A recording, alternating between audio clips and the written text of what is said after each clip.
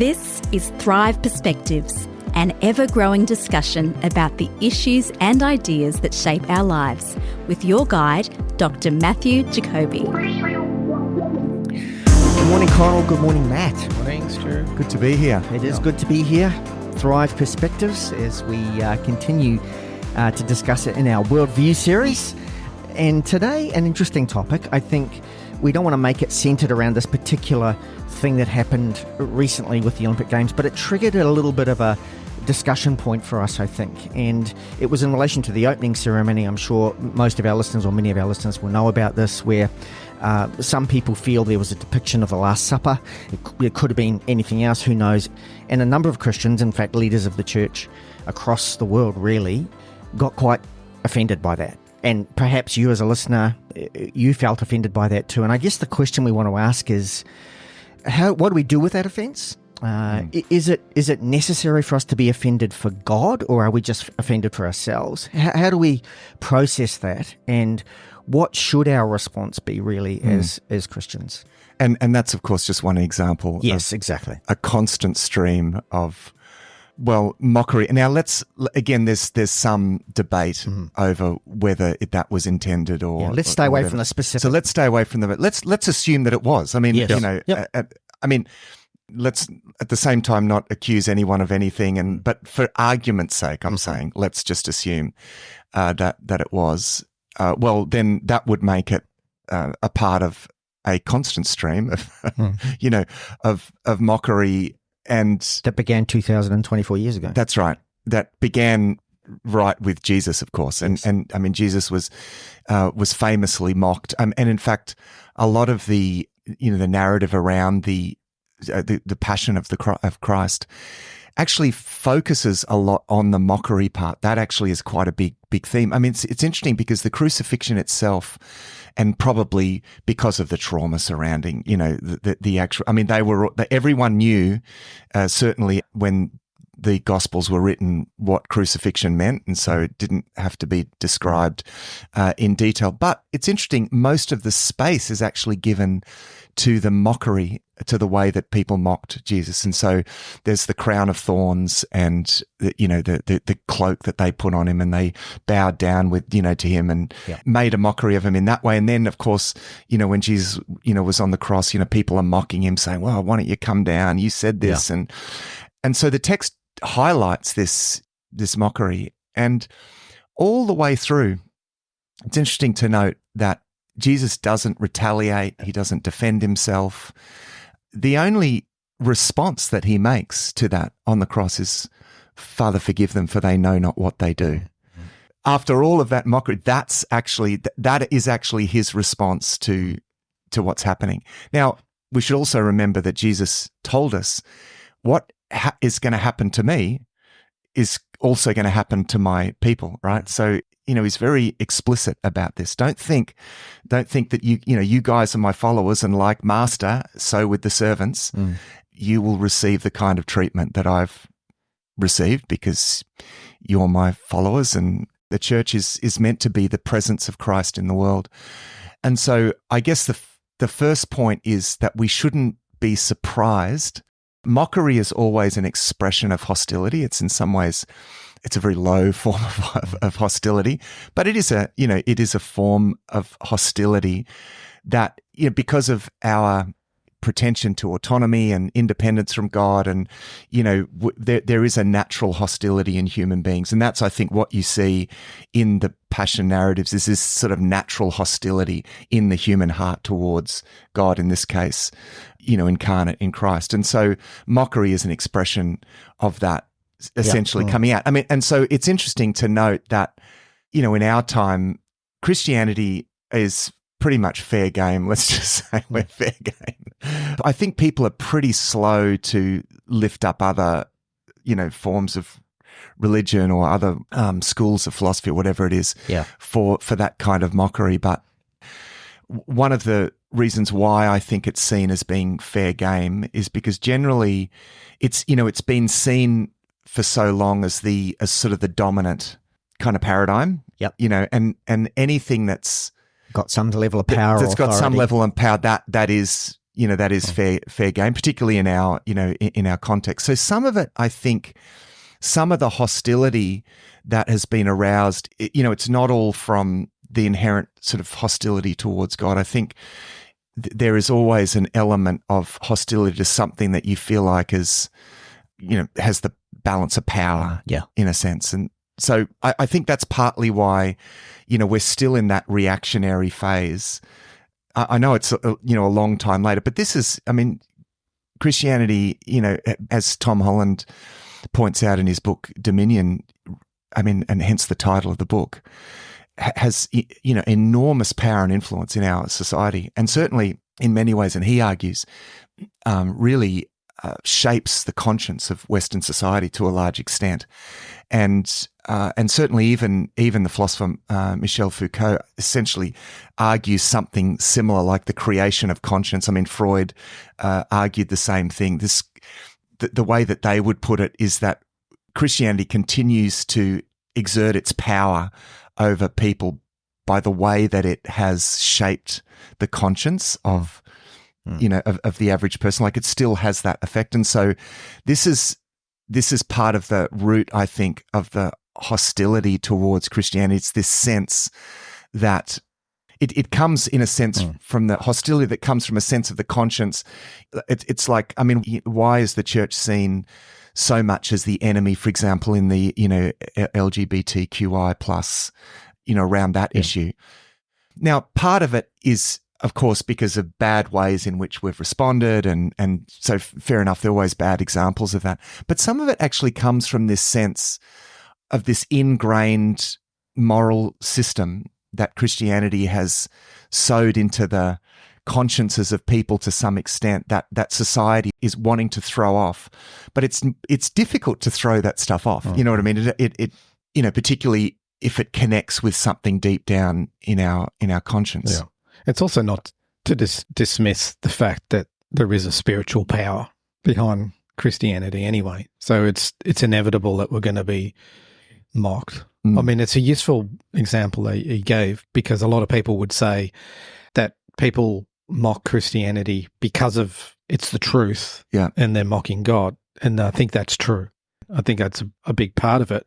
But it's useful to see that other aspect that you've outlined there, because it is also, I think what you're saying there is the church for quite a long time has been a dominant power and governing force, not necessarily in official capacity, but certainly had a strong voice in, not so much now, but was certainly a very relevant authority in society that was able to speak on. Well, it had a lot of political power at one point, but even after the waning of the political power of Christendom, ideas, and this is, famously Dawkins introduces this idea of the meme, the idea of memetics, this idea that ideas are like germs. He's putting this very pejoratively, but, ideas are like germs that certain ideas take on and they spread.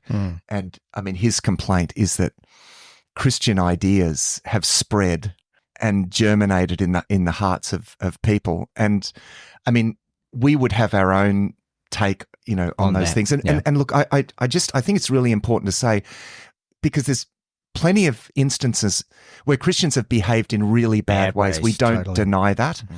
And actually we would want to really own that. So this is not, I don't want anyone to hear this as us just being on the defense, constantly. And actually we're going to speak to that in a moment, that posture, right? So we totally own up to the fact and willing to take responsibility for the fact that Christians have responded in really bad ways and had really bad attitudes towards people who live different lifestyles to us. And, that's terrible. And so recognizing that people who are hostile towards Christianity, there are plenty of examples that they can point to of Christians behaving badly. This is partly because we're all imperfect people. We're all broken people, and Christians are as well. We're not Christians because we're not broken. We're Christians because we are, right? Yeah. So, and also human beings, remember, make a fine art of taking something good and wrecking it.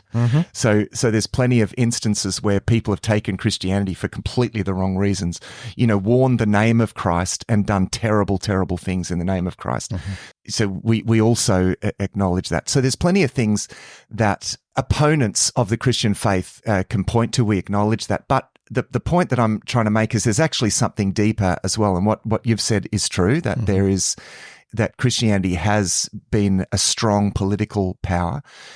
I think you also said there's a spiritual dimension to this as well, just before you move on from that, because I've definitely experienced that. And not that I challenge anyone to do this, but if I remember when I was younger, I went to a party once and someone asked me, what I did, and I'd say I was a Christian, and this conversation would basically just, stop dead. I don't know how the conversation came up. And I decided I'm going to try and say something else, like I'm a Baha'i or something. Yeah. I say that and it's like, oh, tell me about that. I'd love to know about that. But no one wants to know anything about Christianity. Now, I don't know, again, whether that's just a power thing or whether there's actually a spiritual... Well, there is a level of offensiveness to the gospel. To the gospel. This is an important point too, because the offensiveness of the gospel is not actually to be in the way that we come across or present it. It's actually an inherent offensiveness in a way that no other religion quite does. It challenges human autonomy. We have been purchased. We belong to God, but we've been alienated from God, and Christ came and purchased us. So now we doubly belong to God, right? Yeah. So it Christ is making a claim on us. And then there's the spiritual dimension of that as well. Yeah. Is when confronted with the knocking on the door, I think it's very polarizing. When either because it's the one who is Lord of heaven and earth that's knocking on the door to make an absolute claim on the lives of people, and there's an inherent that the offensiveness is the offensiveness to the pretension to human autonomy. It's like that's the thing, and so that's why we've got to be very careful that we avoid any other level of offense. We don't, it's that there's a core offensiveness to human autonomy already in the gospel.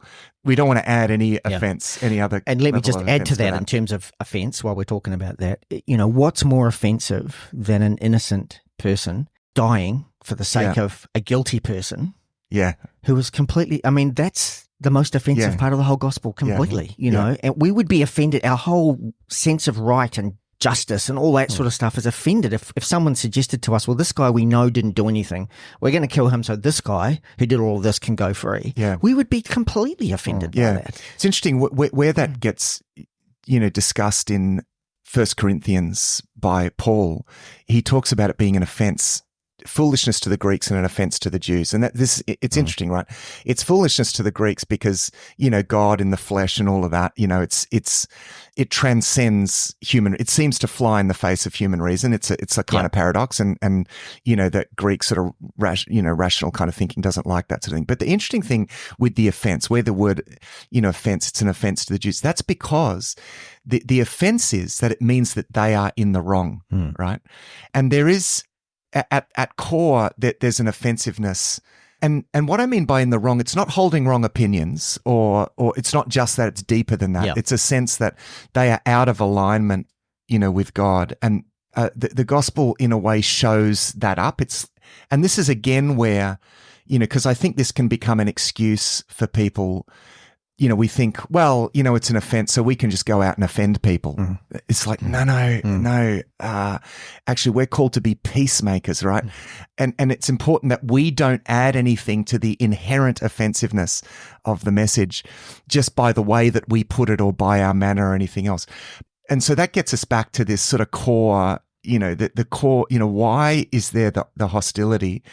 And I think, going back to what I was saying, there is this continuing presence, the seed in people's, let me refer back to, Tom Holland's argument, which, this in his book Dominion, this continued presence of this sort of Christian way of thinking, in people's hearts. I mean, Michel Foucault points to that. I mean, there's a famous comment. He says, the soul is the prison of the body, and he's trying to flip something, the idea that the body is the prison of the soul, because what Michel Foucault's a French philosopher, in his sort of 60s was probably his heyday.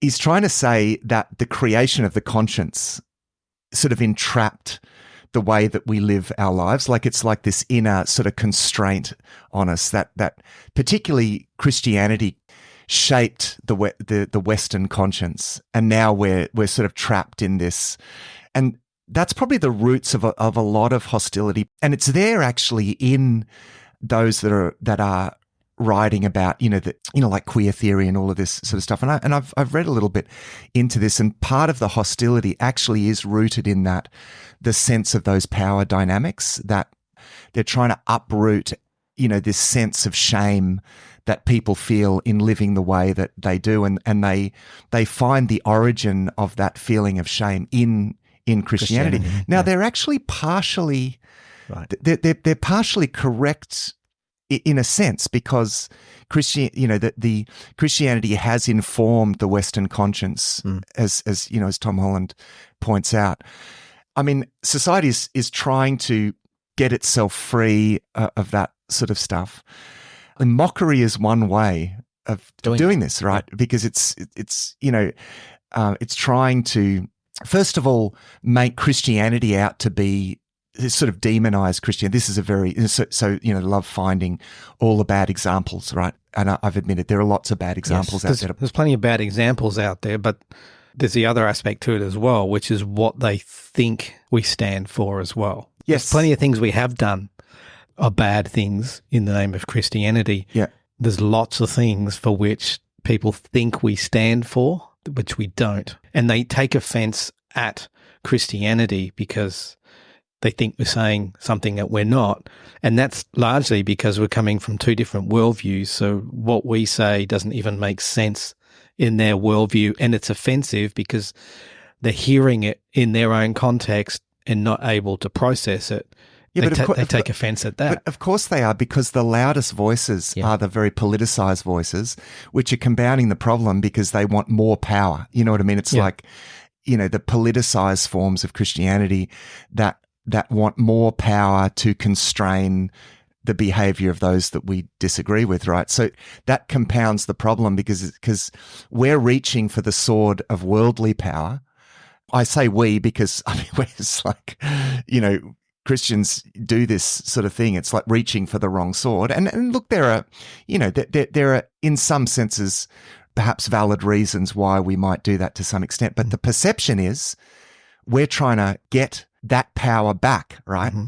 And all the talk of, taking the country back for God and all of that sort of talk, it says to people, we're trying to rule over, we're trying to impose what we believe on your lives by worldly power and force. Yeah. Can I just, before you move on, because you made a great point, I think the other thing, the political side of it, but I think also the church, and I've said this before, I feel the loudest voice is what we're against.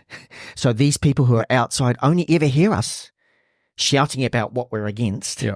And the number of non-Christians that I've talked to who think we against this or we're opposed to that. Yeah. And it's like, no, that's not true at all, because all they've ever heard is these big things that we shout about. You know? And also within, like I said before, we've got different worldviews. So even talking about sin is offensive. Like, who are you to tell me what's right and wrong?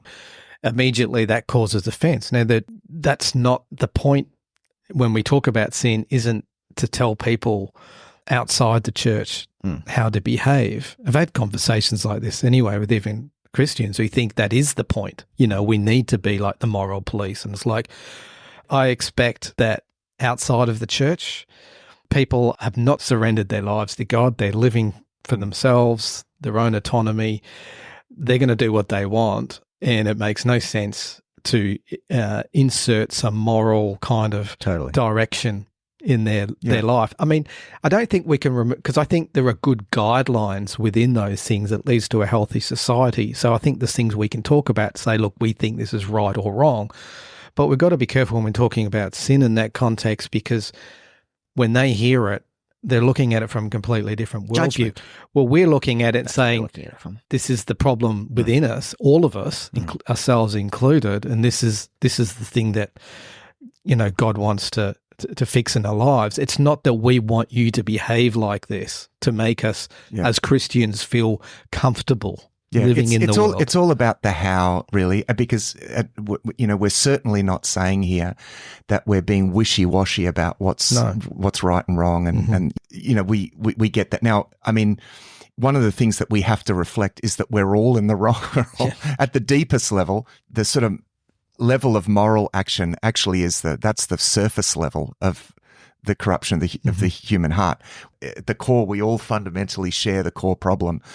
So we're all in the same boat. I mean, the difference with us is that we have received forgiveness and we are being transformed. We've put ourselves into the hands of God to be transformed. Now, that process of transformation should make us more conscious, actually, of how deeply that corruption goes. So, that should give us a bit of humility, and rather than pointing the finger, at people outside, we should be compelled to be focusing on ourselves.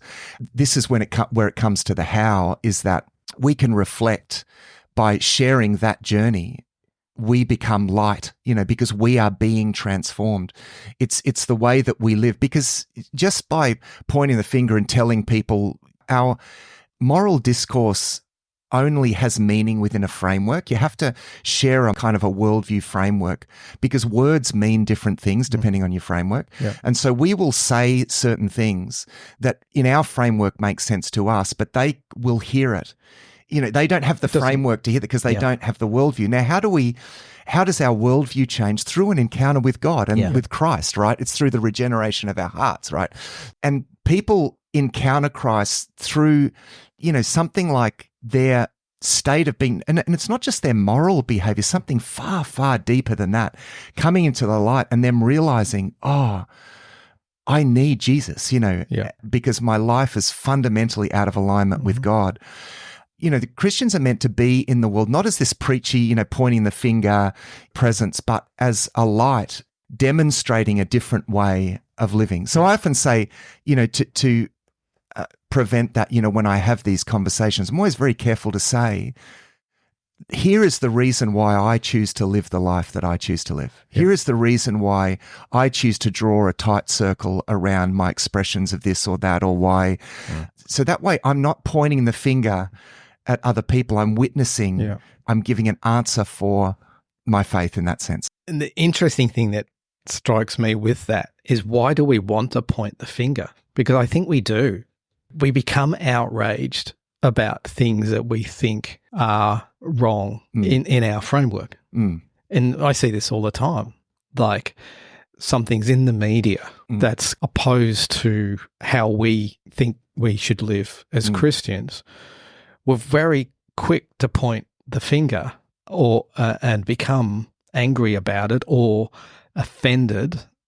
And I think, well, why are we so quick to do that? And it's almost as if it sort of awakens our faith. It gives us something to focus on. All of a sudden, I can be angry at this, and I'm going to pick this up, and this is my mission for God, to wage war against this, or to speak up for God, or to do something about this.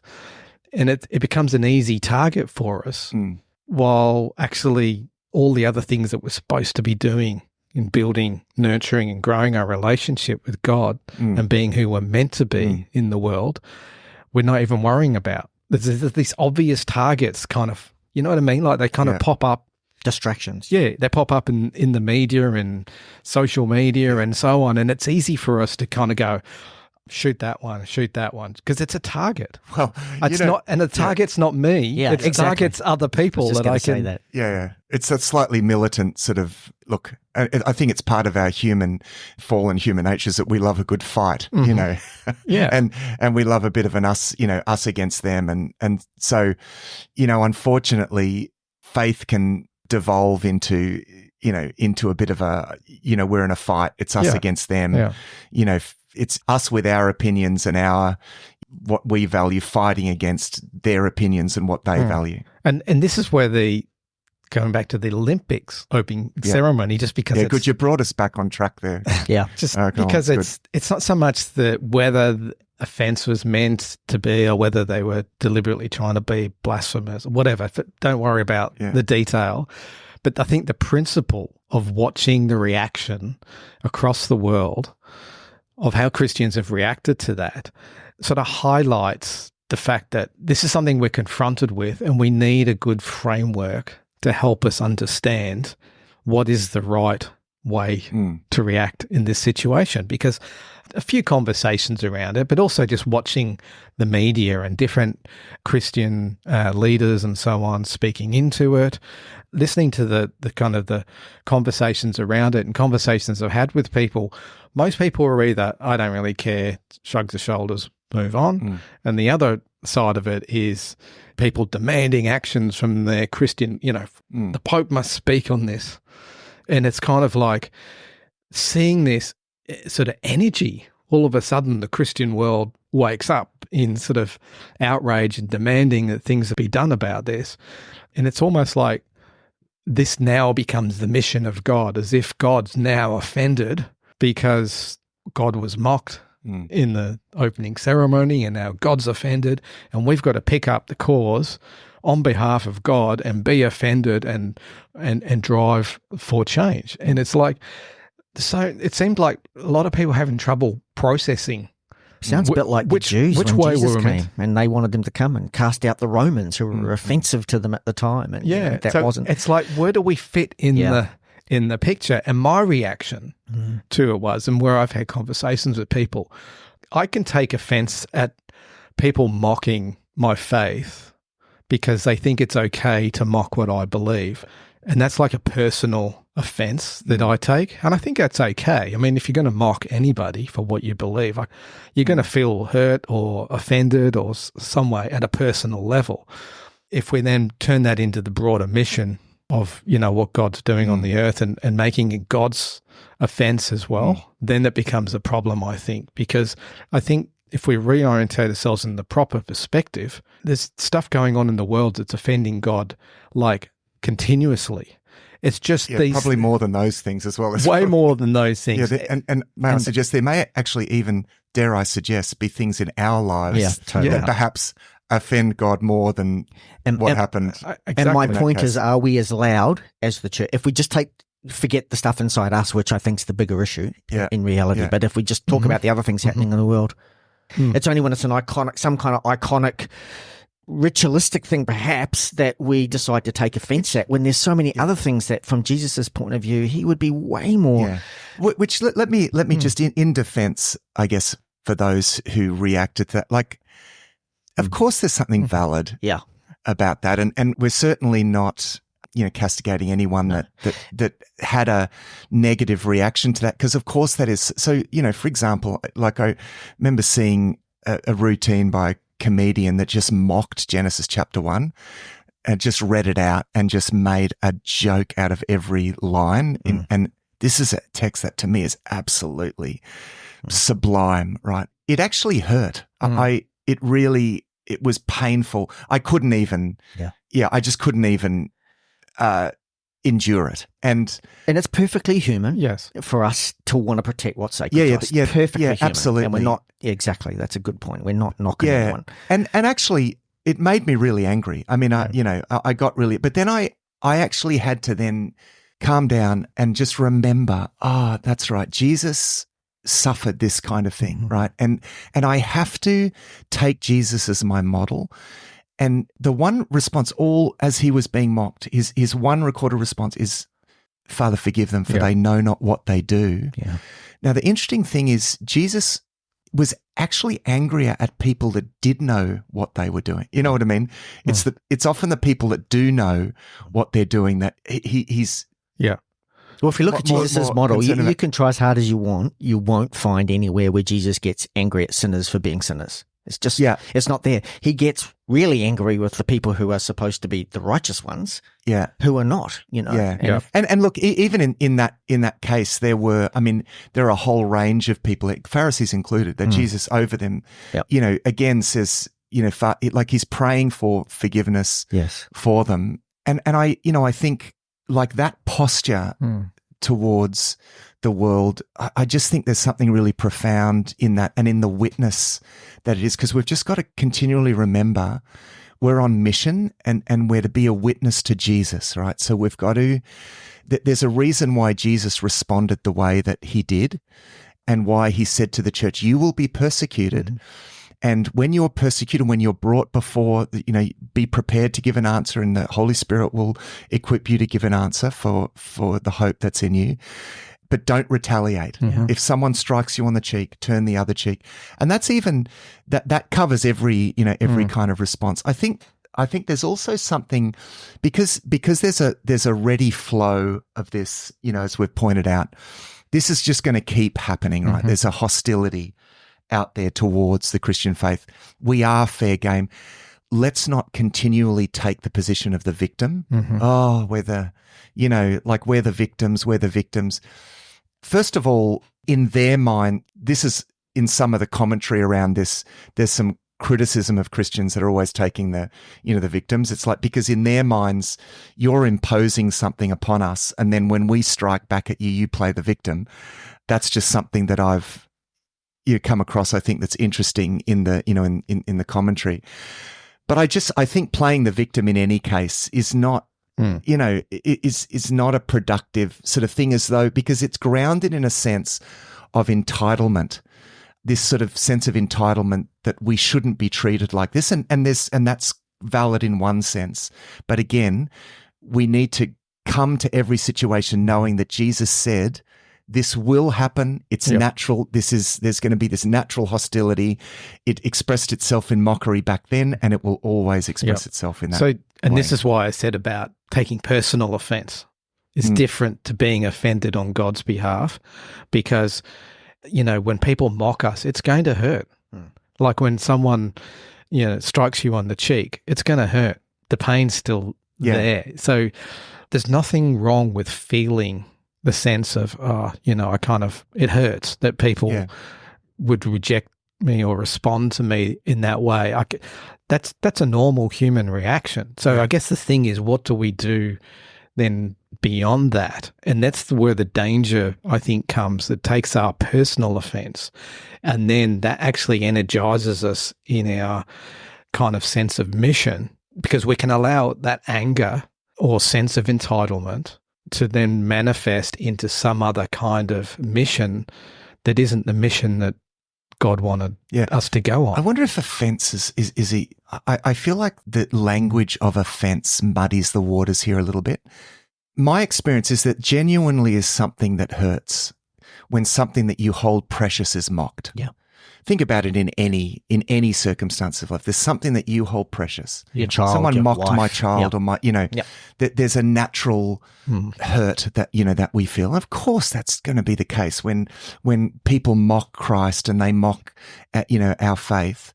It hurts. There's something. The language of offence, though, seems to conjure up this idea is that it's about me. It's or either that, or I'm offended for God. I mean, God doesn't need defending. We don't need to defend God. And in fact, we're not even necessarily meant to be defending ourselves. There's a right and a wrong way to defend yourself. I think the wrong way is the strike and strike back kind of, kind of thing. And the taking offense is often construed as a sort of a right. I have a right. We use that language sometimes. I have a right to be offended by that. Well, Jesus had a right to be offended, and he chose not to retaliate, not to return anything. But he would have been hurt by it. That's right. Being mocked would have hurt. It was part of what was absolutely. It would have been. But I grievous. wonder whether his hurt, and this is the point I was going to make when you talked about people saying things and what you feel. Remember, we feel that because we know what we know. They don't know that. They haven't had that experience of God's love. And that's why Jesus, I think, says, forgive them for they know not what they do. And I think if we can put our heart posture in the position of going, gee, I'm disappointed that you don't see that, but that's for me because I know what I know, and I just want you to know it too somehow. But sometimes I think we take offence. It's not even just because they're mocking something that we value. We just take offence because they're mocking us. Yeah. It's a really shallow reaction. It's not just because we think we're defending Jesus and hurt that they're mocking Jesus. They're mocking what I believe. It's an attack on me. Yeah. And therefore, I'm It's going personalised, to expand that I take it to be an personally, attack on God. And Christians 'Cause rise that'll up and justify fight my against response. fight against this. And I think that's where the unhealthy part comes into it. I think what we need to do is reframe that and see that maybe that reaction in itself actually highlights a problem within ourselves, because the healthier way to respond to that is to say, look, I kind of feel hurt by the fact that you think it's okay to mock me in the first place, or mock my beliefs. Yeah. The fact that you think it's okay to do that is kind of hurtful. Which I think is fine. Like it's because it's, as we've said, it's really about the how. Well, let me give you an example. It was in a context many years ago where we're having discussion about, being a witness, and someone said, that their neighbor kept blaspheming, and they felt quite hurt by that, because that, they were blaspheming the name of Jesus in really terrible ways. And his comment was around being a witness. I told him off. I really gave it to him, and he shouldn't do that, and that's bad, like this is, the name of Jesus, and you shouldn't be, and went away feeling like that was being a Christian witness. Whereas my suggestion was, how about rather than, okay, you felt the strike, rather than strike back, communicate. Say, I actually find it really quite hurtful when you do that. I just really appreciate if you could just be sensitive to that. It's about the how, because we also shouldn't be a walkover. And because these things we hold sacred, and people need to know that we feel that there are some things that are sacred. So I'm not. Some of the commentary I've been okay with. So getting back to the Olympics thing, and we're not talking about that today. This is just an example. Yeah. But some of the commentary, like the outrage and the, how dare they and all of that, that's not. Yeah. But some of it is like, oh, gee, this hurts. This really hurts. And why do that? Why in an official ceremony? Why even risking the perception of doing that at a, Well, I was kind of more offended the fact that we think it's okay to mock anyone in the Olympics opening ceremony. I don't, whether it's mocking any religion or whether it's mocking LGBTQI plus people or anything. I don't think anyone should be getting mocked. To me, it's a sign of the sign of the times, really. Yeah. It's kind of a sense of it's a symptom of a world that's it's a sign, the fact that, again, just not assuming what was happening, but that, because most people would agree with that, but it seems like Christianity's fair game, and in a way that should be confirming to us the fact that let's not play the victim. Oh, this is we're entitled to be treated differently. I mean, okay, it's not right. But we just shouldn't be surprised. It should be confirming to us, in some sense. Now, again, I'm trying to also own the fact that part of the reason why people see us as fair game is because for so long Christianity did have the balance of power, and there is a whole segment of perhaps a remainder of Christendom that's trying to get that worldly power back. So some of the hostility is perhaps valid, okay, but again, we just need to remember Jesus warned us that there was always going to be this base level hostility. And is mockery something, is it only a fact that our Christian value that every human life is what makes mockery a problem? It's like, again, we're still looking from a Christian worldview and saying you shouldn't mock anyone. Well, that's actually a Christian value. Yeah. That's not necessarily an out there world value, but we're expecting to impose a Christian value on people who aren't yet Christians. I don't have a problem with being mocked. You can poke fun at what I believe and so on. You can make cartoons and do whatever and write opinion pieces. I guess that the issue with the Olympics, it's like the opening ceremony, like that's never been about mocking.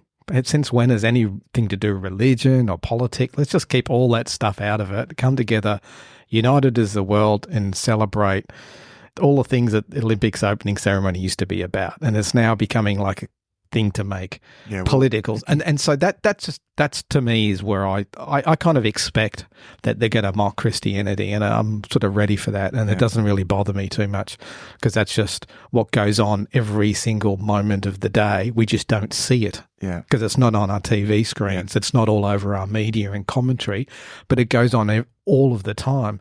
And it goes on inside of me as well as I become complacent with God in my life or push him out and treat God less than what he should be treated. Yeah, that's right. And this is the thing that really hurts God. It's not what was happening in the Olympics opening ceremony. It's the times that I've been complacent in my relationship with God. And we see that in Jesus and how he went into the temple and turned the tables and you can tell his anger against the Pharisees and so on. These are people that were meant to be setting the standard, meant to be following God and representing God. And these are the things that made him angry, not what other people were doing. And so I myself, I look at it and go, the things that we think God's offended about, I don't think he's offended about them in the way that things that I think that I diminish within myself, bad responses to things and so on, or where I push God out and come complacent, might just be little things to me, but in God's eyes, they're far more hurtful. Yeah, it's the, correspondingly, the one place where it talks about God being grieved or grieving the Holy Spirit, it's actually with respect to Christians. Yeah, it's those that have the Holy Spirit in their hearts and yet don't treat their hearts as sacred, sacred space and treat themselves as sacred and don't honor the holiness of God in their hearts. So that's, it's a good point. As I was preparing for this, couple of things that just come out of the conversation we've just had. I think we can take offense for free, but the cost to God's mission and the way we respond to that offense is enormous. It's a significant cost. So, and then talking about our own heart position and just doing a bit of research on this through the Gospels, what was it that really upset Jesus? And I think I've come to the place in my own heart where I'm going to be saying, well, I'm not going to take offense at anyone else until none of these things are present in my heart, which I think rules out my ability to take offense at pretty much anything. Hardness of heart was a big thing. Selfish ambition, spiritual arrogance, self-centeredness, hypocrisy, and fake religiosity. Those were the things that really made Jesus angry. And they're all directed at believers, those who should have been the righteous ones. And because our bodies are the temple, and when we see Jesus turning the tables in the temple, is that almost like is it kind of in parallel to the fact that our bodies are like, and we're abusing that from all those things that you've just mentioned there, Stu? Is it the same thing of these are the things that actually, it's the temple. It's, our bodies are the temple of the Holy Spirit. And so these are the things as demonstrated in Jesus' life. These are the things it showed. These are the things he actually gets offended and hurt by. And yet the things that we think he should be offended by, like actually hanging him on a cross and openly mocking him to the point of death, he didn't take offense in that way.